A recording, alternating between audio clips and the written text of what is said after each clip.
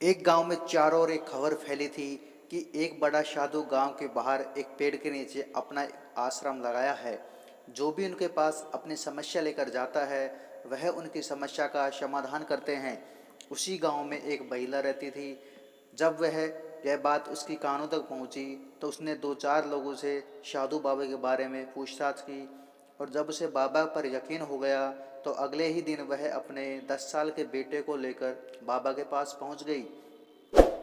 वहां जाकर उसने देखा कि बाबा हर समस्या का समाधान कर रहे हैं। वह लोगों को इतनी अच्छी से सलाह देते हैं कि लोग उनकी बातों को प्रभावित होकर खुद ही अपनी समस्या को समाधान करने की कोशिश करते हैं। महिला साधु के पास गई और विनती करने लगी। उसने कहा, हे महाराज, मुझे कुछ ऐसा उपाय बताए जिससे मेरा बेटा मिठाई खाना छोड़ दे। इसे मिठाई खाना बहुत अच्छा लगता है, मगर इसके पेट में कीड़े हो जाते हैं। यह बार बार बीमार हो जाता है।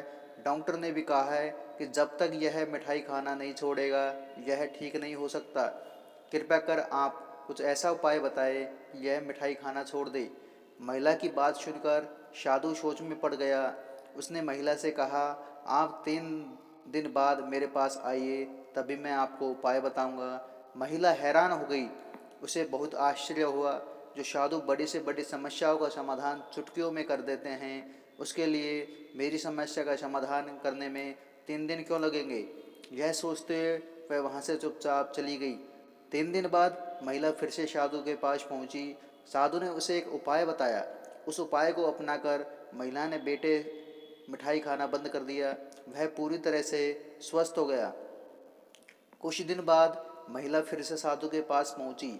साधु ने इसके बेटे के बारे में पूछा।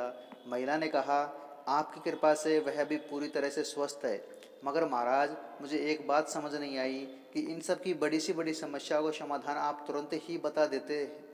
मेरी छोटी सी समस्या का समाधान करने के लिए आपने मुझे 3 दिन बाद आने को क्यों कहा? साधु मुस्कुराए और मुस्कुराते हुए कहा, बेटी, दरअसल मैं भी बहुत मिठाई खाता था, इसलिए मैंने तुम्हें 3 दिन बाद बुलाया ताकि पहले से मिठाई खाना छोड़ सकूं, क्योंकि जिस समस्या में खुद ग्रस्त हूँ उसका समाधान मैं किसी और को कैसे बता सकता। साधु की बात सुनकर महिला चुप हो गई। उसे यह बात समझ में आई थी, वास्तव में यह साधु एक बहुत बड़े त्यागी हैं, क्योंकि एक सच्चा ज्ञानी वही हो सकता है जिसके सारे लोग मोह बंधन का त्याग किया हो। ऐसे ही व्यक्ति जीवन में कल्याण कर सकते हैं। को यह कहानी कैसी लगी नीचे कमेंट करके ज़रूर बताएं। अगर आप हमारे चैनल पर नए हैं तो चैनल को सब्सक्राइब करें। मिलते हैं नेक्स्ट वीडियो में, तब तक के लिए